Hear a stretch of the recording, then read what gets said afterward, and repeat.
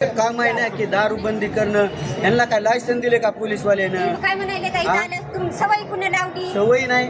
पोलीसवाल्यानं licence दिले का यांना दारू विकायला? हा, अहो ती हातभट्टी अख्ख्या महाराष्ट्राच्या मुख्यमंत्र्यांना हातभट्टीसाठी अख्ख्या महाराष्ट्रभर तुकाराम मुंडे साहेब असतील यांना देखील आदेश काढले किंवा जी हातभट्टी गाव त्यांच्यावर कारवाई झाली पाहिजे. आणि जर ग्रामीण भागाचे दारू विकत असतील तर त्याच्यामध्ये सरपंच, ग्रामसेवक आणि आपला पोलीस पाटील हे जबाबदार असतील. मग जर शहरामध्ये जर हातभट्टी विकत असतील अशा परळीसारख्या तर ह्याच्यात नगर अध्यक्षाचं देखील काम आहे आणि तुम्ही नगरसेवक आहोत, तुमचं देखील काम आहे की बाबा नाही सहकार्य आहे. पण ह्यांचं काम आहे ह्या पोलीस प्रशासनाला ते जिम्मेदार आहे पोलीस प्रशासन. आणि स्पेशल दारूबंदी विभाग आहे ह्याच्यासाठी बंद करण्यासाठी. ती फक्त काय करते, ती दारू बंद करत नाहीत, त्यांच्याकडून हप्ते घेतात आणि लायसन देते दारू विकण्यासाठी. आता आम्ही महाराष्ट्रभर नाही तर बीडला, आता आपल्या बीडमध्येच येत आहे परळी. आम्ही गेल्या 2 वर्षापासून दारूबंदीसाठी बीडला आपल्या SP नवनीत कावत साहेबाकडे 4 वेळेस गेला, जिल्हा अधिकारी साहेबाकडे 4 वेळेस. आणि जिथं मेन आपल्या बीडचं दारूबंदी विभाग आहे त्या विभागात जाऊन त्यांना देखील निवेदन दिले किंवा प्रत्येक गावाची दारूबंदी झाली पाहिजे आणि प्रत्येक गावात दारूबंदी आणि आडव्या बाटलीचं मतदान झालं पाहिजे. प्रत्येक वार्ड गणित जसं आपल्या नगरसेवक ग्रामपंचायत सदस्याचं जसं मतदान होतंय तसं आडव्या बाटलीचं एक मतदान असतंय आणि त्याच्यात ती मतदान घेऊन अख्ख्या गावचे लायसन्स सहित दारू कॅन्सल होती.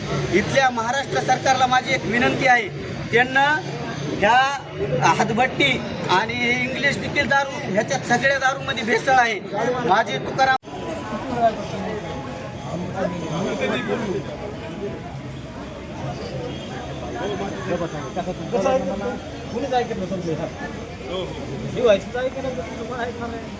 कारवाई करल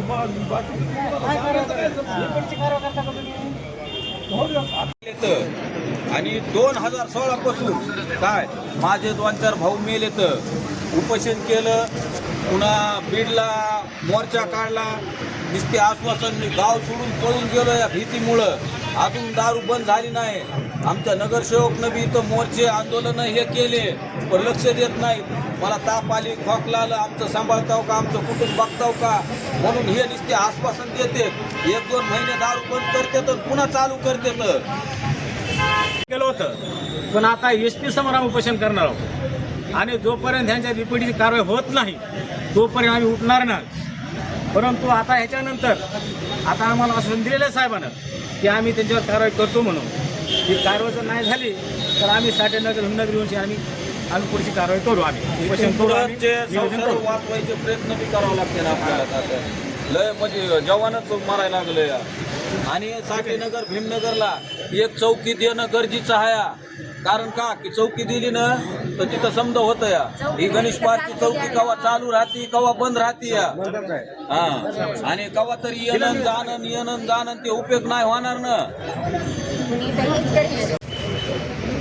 मी 2 वर्षांना SPची भेट घेतली, उपोषण केलं.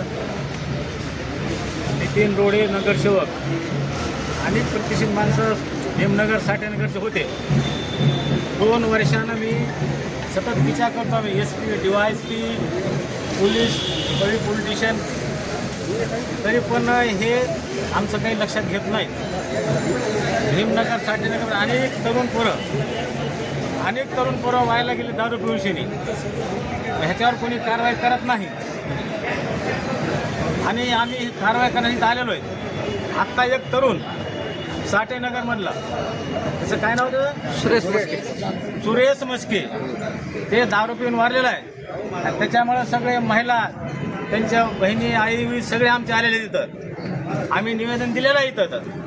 आता ह्याच्या लेकरा बाळायला आण खाव द्यायना, बायको मारला जाते, कष्ट करून येते, उपाय ठेवून तर घरातले भांडे वाचणं इकायले तर कुठवर माणसाने दम खावा, म्हाताऱ्या माणसाने आम्हाला मारायले तर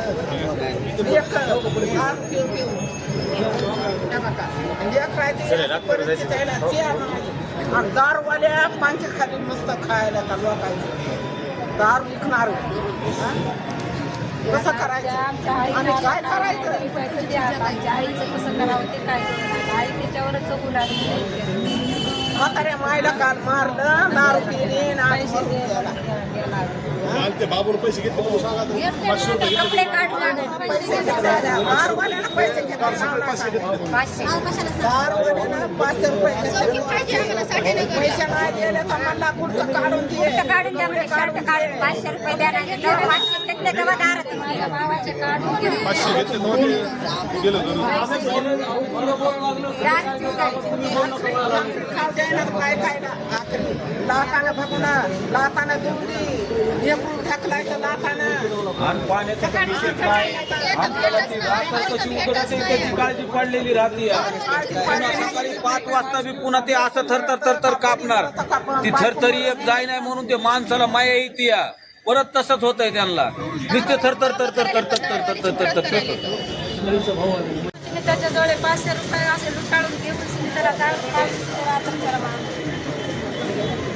आम्ही लोक त्या गावाला गेले ना काय करावं आम्ही आम्हाला सकाळी जरा फोन आले मध्ये गोळ्या टाकायला काय केलं ते